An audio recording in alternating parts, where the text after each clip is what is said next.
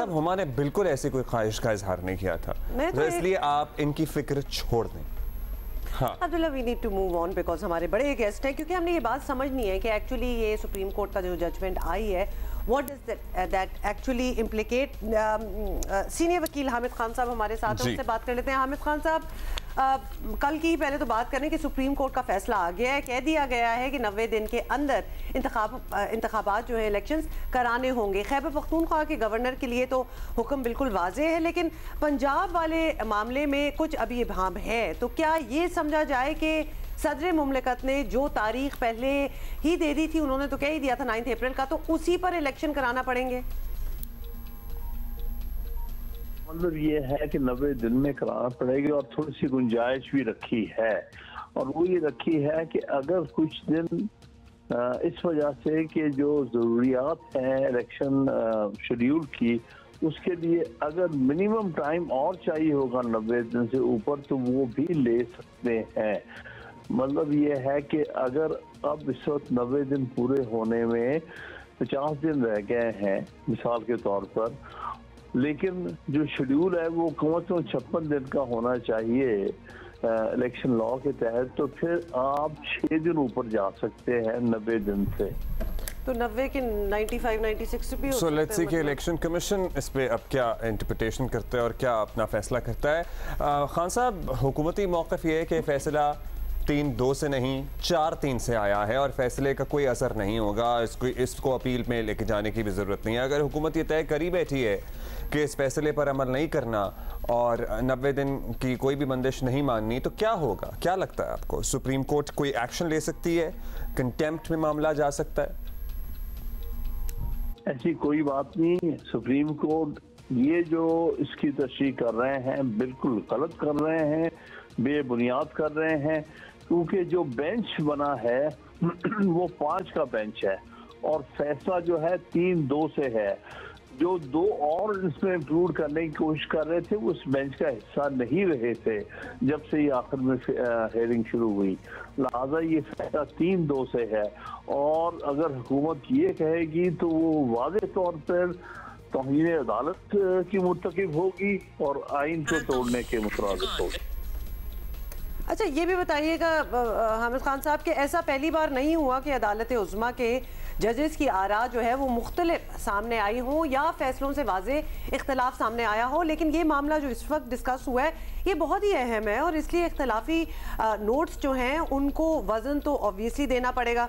क्या इसके बाद ये ज़रूरी नहीं हो गया इन फ्यूचर कि इस तरह के बड़े अहम जो आइनी मामलात हैं वो फुल कोर्ट में ही देखे जाएं? देखिए, जहाँ तक इख्तलाफात का ताल्लुक है वो तो एक कानूनी सूरत हाल है, सारी दुनिया में होते हैं। जब कोई बेंच बैठता है तो उसमें इख्तलाफात होते हैं। अमेरिका में तो बड़े बड़े फैसले भी जो हैं वो 5-4 से हुए हैं और उन सबको कबूल किया जाता है।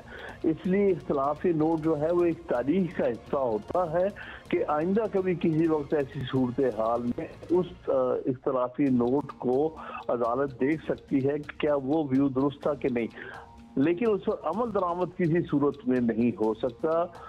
जो कानून या जो फैसला है जिस पर अमल दरामद होना है वो अक्सरियत का फैसला होता। ठीक, बहुत शुक्रिया। हमने हुकूमती मौक़िफ़ भी ले लिया और पाकिस्तान तहरीक इंसाफ के सीनियर रहनुमा और सीनियर वकील हामिद खान साहब भी हमारे साथ मौजूद थे। तो PTI की इंटरप्रिटेशन क्या है वो तो हमें पता ही था, लेकिन हामिद खान साहब ने भी क्लियर कर दिया। अब इसी पे ज़रा एक और राय लेते हैं।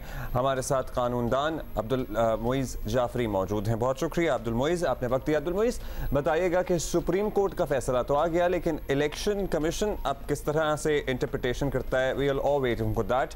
90 दिन में इलेक्शन होंगे नहीं होंगे, ये सुप्रीम कोर्ट ने कह दिया है कि होंगे तो सही, कुछ गुंजाइश दी है। क्या लगता है आपको, मामला सॉर्ट आउट हुआ है या फिर जो हुकूमत दलील दे रही है उसमें वजन है? जी बहुत शुक्रिया। पहली बात तो ये कि सुप्रीम कोर्ट ने ये नहीं पाबंद किया कि 90 दिन के अंदर इलेक्शन कराएं। सुप्रीम कोर्ट ने ये ऐलान किया है कि आइन कहता है 90 दिन के अंदर इलेक्शन होंगे, यानी कि ये वाजे कर दिया कि ये आइनी इम्पेरेटिव है। लेकिन उसके साथ साथ ये भी कहा क्योंकि अब वक्त बहुत ज़्यादा ज़ाया हो चुका है और क्योंकि इलेक्शन के अमल को इलेक्शन कमीशन को शुरू से लेकर आखिर तक ले जाने के लिए तकरीब 54 दिन चाहिए होते हैं, तो ये मुमकिन है कि 90 दिन की जो डेडलाइन है ये पामाल हो। बट ये जानते हुए कि ऐसा होगा, इलेक्शन कमीशन को जल्द अज जल्द अपनी मुशावरत शुरू करनी चाहिए और पंजाब के सिलसिले में सदर के साथ मुशावरत और पख्तूनख्वा के सिलसिले में पख्तूनख्वा के गवर्नर के साथ मुशावरत, और इस मुशावरत से जल्द अज जल्द हमें इलेक्शंस की तरफ जाना चाहिए क्योंकि वो आईनी फर्ज जो है वो जल्द अज जल्द पूरा होना चाहिए।